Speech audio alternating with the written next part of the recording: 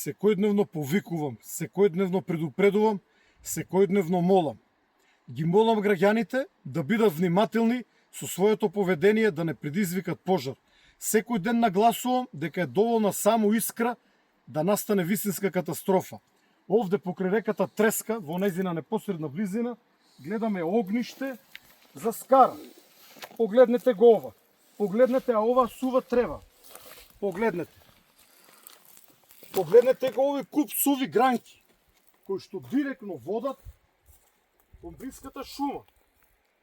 Ова е рецепт за катастрофа. Дали треба да се запали ова приубава шума за некој да му проработи совеста? Ова е крајно несовесно однесување, крајно сум разочаран на сите повици кои што ги упатуваме. Затоа уште еднашка ве молам, не палете оган во текот на летото. Доволно е само искра да настане катастрофа.